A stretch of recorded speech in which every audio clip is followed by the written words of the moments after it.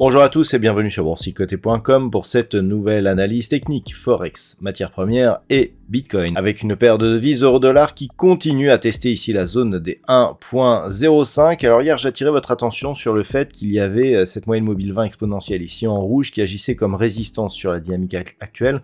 Tout cela s'est rééquilibré puisque l'on est même revenu ici au contact de la bande de Bollinger supérieure. Suite à cela, la moyenne mobile ne s'est pas imposée en tant que support, donc clairement on peut penser ici que nous sommes dans une neutralisation de la dynamique. Nous sommes sur un support majeur, tant au niveau de la tendance court terme que des tendances moyen et long terme. Une rupture de ces supports nous donnerait un signal très important donc, sur les horizons de temps long terme, puisqu'on est ici sur les phases, en tout cas sur des zones de cotation qui n'ont plus été visitées depuis de nombreuses années. L'éventualité d'un rebond technique est beaucoup plus forte, avec notamment un possible retour ici sur la zone des 1.0650. Mais malgré tout, la perte de devise euro-dollar reste ici dans une configuration nettement baissière, puisqu'il faudrait repasser au-delà des 1.0780 pour commencer à affaiblir cette dynamique. Attention, une rupture ici prochaine des 1.05 nous donnerait un objectif de poursuite en direction de la zone majeure ici des 1.0360. Sur la paire de devises livre sterling contre dollar américain, la rupture ici de cette zone des 1.2750 depuis ici l'accélération qui s'est produite sous 1.30 semble avoir trouvé un niveau d'équilibre, puisque après ici ce point bas significatif sous les 1.24, on est remonté ici, on se stabilise entre deux zones repositionnées ici à 1.2480 et 1.2610. Donc on reste dans une perspective plutôt baissière, puisque si l'on trace ici les retracements de Fibonacci sur la dynamique directe, nous sommes sur un retracement qui vient à peine attaquer ici le premier retracement à 23,6% de Fibonacci. La zone des 1.2480 après cette première attaque semble s'imposer ici comme support, mais ce que l'on peut constater sur un horizon de temps très court terme, c'est que la moyenne mobile 20 exponentielle semble agir ici comme une résistance, et c'est elle d'ailleurs qui a mis un terme au rebond technique qui s'est développé suite au dernier point bas. Donc pour l'instant, on est au-dessus des 1.2480, ça reste neutre d'un point de vue très court terme. Par contre, une rupture ici de cette zone au vu de cette configuration donnerait un objectif de retour ici sur cette zone des 1.2410 qui, en cas de rupture, nous donnerait un objectif sur cette zone majeure des 1.2310. Au niveau du métal jaune, on poursuit ici sur une dynamique qui s'est confirmée à la baisse. Hier, je vous présentais l'alternance que nous avions ici entre ce rebond et puis cette phase de baisse qui avait provoqué une cassure de la zone des 1880. Cette configuration plutôt baissière a été validée, au-delà du point bas qui a été marqué ici sur la zone de support majeur qui était l'objectif des 1850 $ l'once. On a marqué un rebond technique, et ce rebond technique ici il est venu chercher la zone des 1880 qui globalement avait été le théâtre ici du point bas de cette précédente dynamique baissière. On revient ici sur des niveaux similaires, très proches de la moyenne mobile 20 exponentielle, et donc sur cette zone horizontale qui était identifiée à 1880 $ l'once. Donc clairement, on est toujours sur des marqueurs qui sont très baissiers, et surtout, tant que la zone des 1880 $ l'once n'est pas reprise à la baisse, on n'est pas à l'abri d'un retour ici sur cette zone des 1850 qui, en cas de cassure, nous donnerait un objectif de poursuite en direction ici des 1807 $ l'once.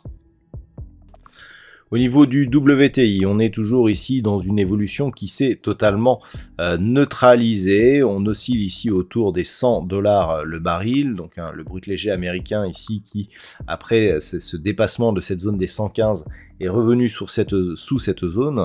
On est même désormais sous les 110. Ce que l'on peut remarquer ici, c'est que nous avons des points bas qui se structurent ici d'une manière assez neutre, qui devient assez neutre. Du point de vue des points hauts, c'est légèrement haussier, mais avec une dynamique très faible. Le fait que l'on ait ici ce semblant de triangle symétrique nous place dans une perspective qui reste haussière, puisque si on écarte un petit peu la tendance, voilà, on a cette forte hausse, cette accélération et ce triangle. Donc ce triangle, il intervient suite à une dynamique qui était déjà précédemment haussière. Le fait que l'on casse cette configuration nous met dans une probabilité statistique d'avoir une poursuite de mouvement, le triangle symétrique étant une figure de continuité. Toutefois, cette figure a des niveaux d'invalidation.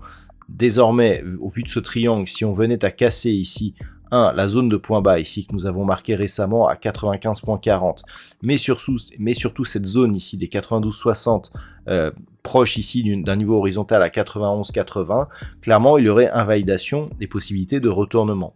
Par contre, en cas de rupture ici des 110 $ le baril, on aura un signal donc de poursuite de ce mouvement, et pour trouver l'objectif, eh bien il faut reporter l'amplitude que nous avons ici entre cette zone des 90.50 et ici ce niveau des 125.50. On a 35 $ de différentiel. Si on rapporte ces 35 ici sur une zone proche des 110, nous avons un objectif à 145 $ le baril. Donc attention, une éventuelle reprise ici du mouvement haussier pourrait nous donner des objectifs assez ambitieux pour la poursuite donc du mouvement haussier sur ce WTI.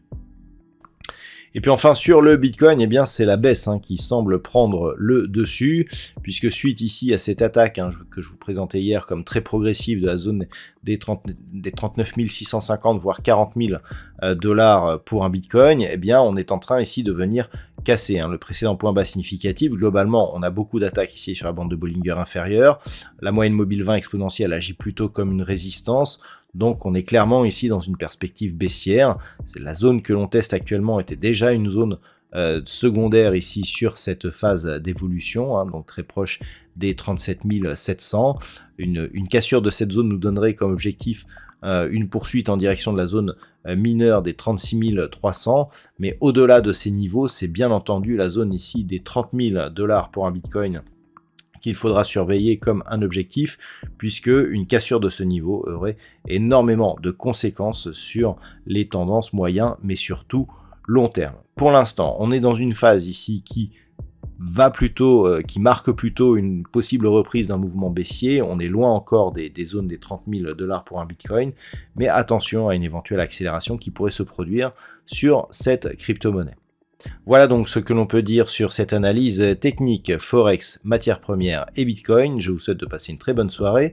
On se retrouve dès demain pour d'autres analyses techniques, toujours sur le site boursicoté.com.